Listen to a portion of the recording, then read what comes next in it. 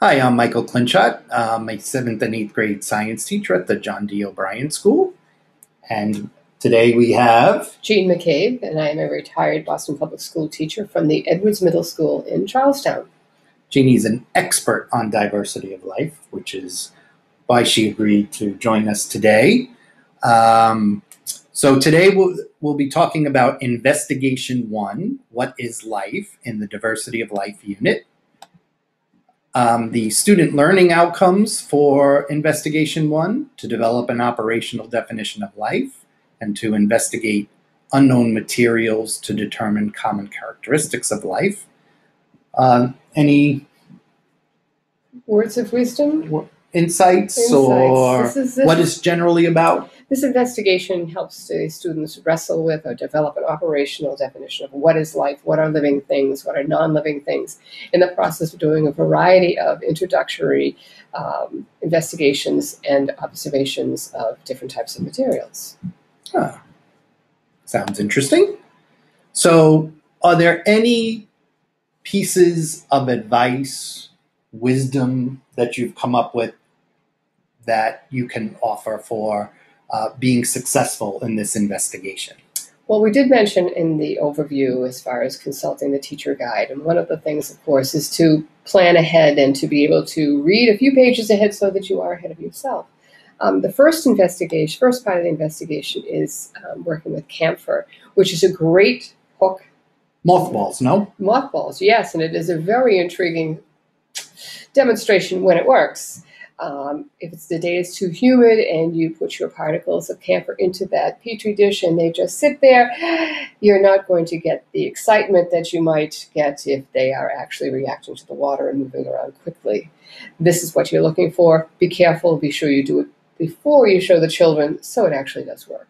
And you do it on a overhead projector? The overhead projector screen. Yeah, it is very effective, as I say, when it works, because they want to know where would it come from. Is it alive? It's really kind of cool. Again, provided you planned ahead. Sounds good. The next part of this investigation is to tell us something, is anything alive in here? And this is the basis investigation for the entire unit, actually. A couple of words of wisdom. First of all, the student worksheet that you see here, is anything alive in here, is somewhat limited or confusing as far as the directions are concerned. So you need to help the students out quite a bit. The FOSS folks have come up with a special teacher master over here on the right-hand side in recent years that is a huge help, so that the children are not putting all of one particle into another, and mixing it all up. But this is only on the website. That's on the website. Now, as you're looking at these vials, A, B, and C, and you're looking at, let's see, the materials, you have to prepare those materials. You have to get those materials into those little plastic bags labeled A, B, C, D. And you also have to prepare the liquids, time-consuming at best. So it's Can you give a roundabout estimate? Well, you can't come in at 7 and be prepared by 7:20. I'm No? sorry. No, it's not going to work out for you at all. But over time, one of the things you need to consider here is where and how you're going to store all of these vials, because each group of students has a nifty little setup like this. It's wonderful for observations, and it's one of the best investigations. The problem is the storage sometimes is an issue. So if you don't have a lot of space, you truly need to plan ahead. The students record observations on a daily basis, and they have this fabulous data sheet. If you want them to do the drawings in color, they need to have colored pencils, obviously.